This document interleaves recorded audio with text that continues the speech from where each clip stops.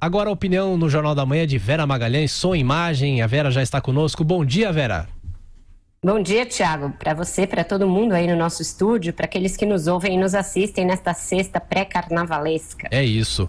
Ô Vera, o que é a declaração de Jair Bolsonaro sobre a reforma da Previdência, em que ele admite rever a idade mínima da aposentadoria para as mulheres, e o desconvite à cientista política Ilona Szabo para integrar um conselho do governo, tem como traço em comum? O que essas duas situações têm em comum? Elas têm em comum o fato de que o presidente da República, Jair Bolsonaro, nos dois casos, desautoriza seus dois principais ministros, Thiago. No caso da reforma da Previdência, o presidente chamou um grupo de jornalistas para um café da manhã e neste encontro admitiu rever de 62 para 60 anos a idade mínima para aposentadoria de mulheres prevista na reforma da Previdência.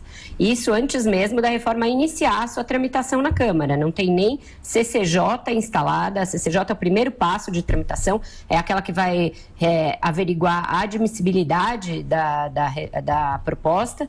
Não tem nem a comissão especial instalada, aquela que vai analisar o mérito efetivamente da reforma. E o presidente já rifa uma das principais pernas do projeto. A idade mínima é o pilar principal da reforma, aquele ao redor do qual giram as outras alterações. Paulo Guedes já tinha sido vencido na discussão inicial dentro do próprio governo a esse respeito. Ele queria 65 anos de idade.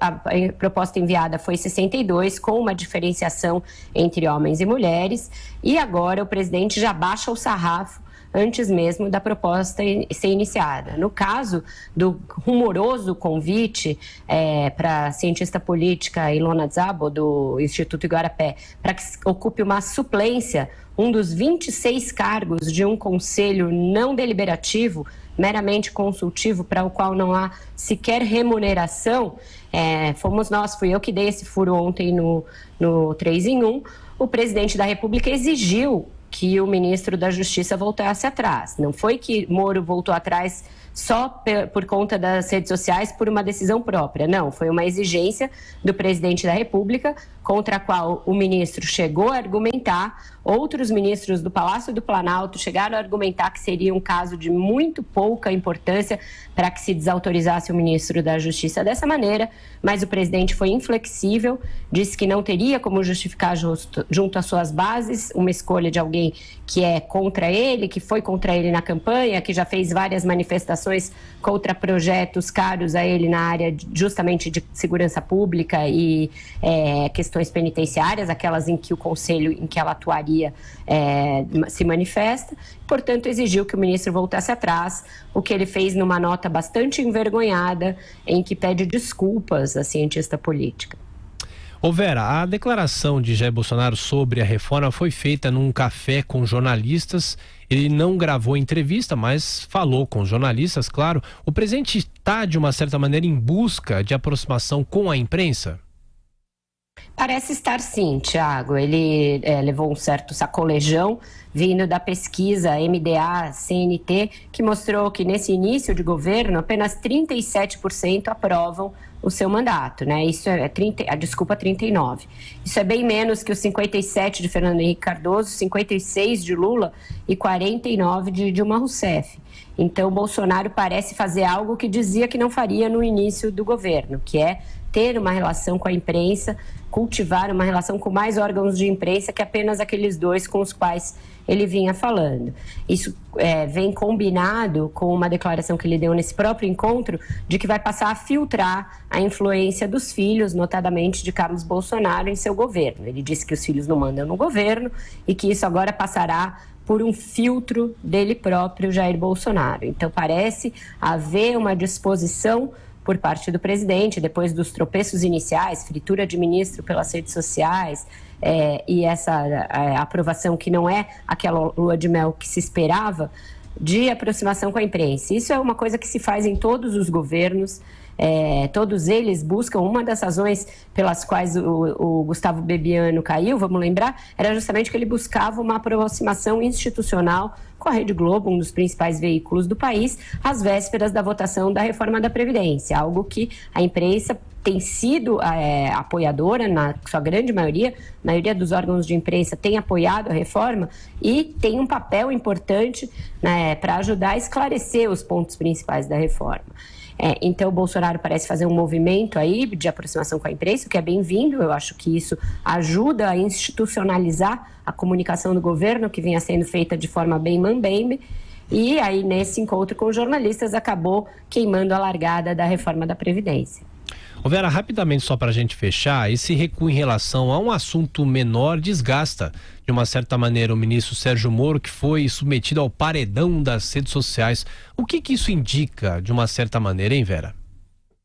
Pois é, indica que esse grupo mais ideológico do governo, ainda que o presidente fale em colocar filtros, ainda tem um peso muito importante, Thiago. Essa pressão contra a nomeação da cientista política começou ali com o MBL, ganhou as hostes olavistas.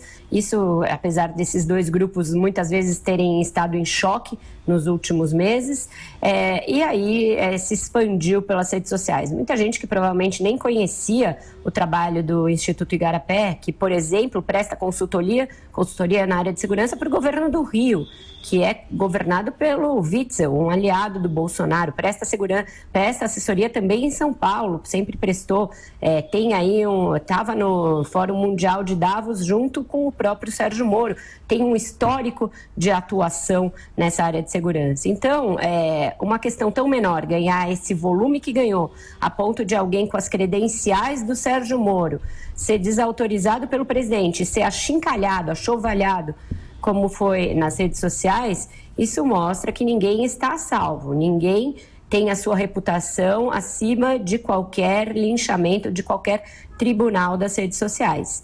Isso é grave, isso coloca os ministros em um risco permanente de fritura, caso desagradem um certo índice que a gente não sabe exatamente qual em que cada um pode ser alçado à condição de inimigo, em que a paranoia parece ser o principal combustível e no qual as reputações são fritadas independentemente da história das pessoas.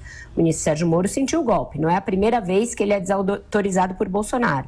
Ele já tinha perdido a queda de braço na questão do decreto de armas, decreto que flexibiliza a posse de armas. E agora ficou muito feio, porque tinha sido um convite pessoal dele, em nome do pluralismo ali, da pluralidade de ideias, e aí ele teve de ligar para a cientista política, ela já deu algumas declarações e ficou muito chato para o ministro, ele perde um naco da sua autoridade, certamente. Hoje, Sérgio Moro é uma figura de estatura menor do que aquela que ele tinha na época da Lava Jato, que era talvez, em muitos casos, para muitas pessoas, até maior, era um mito maior do que o Jair Bolsonaro, e agora ele vai se apequenando por obra e graça do próprio presidente da República. Bom, Vera Magalhães, bom dia de trabalho para você, bom carnaval também. Eu estarei aqui na Jovem Pan todos os dias pulando o carnaval aqui, assim como o professor Vila, tá bom? Esse é um bloco animado, hein? Esse é um bloco eu gostei. animado. Bom trabalho para vocês e até mais tarde. Até mais tarde.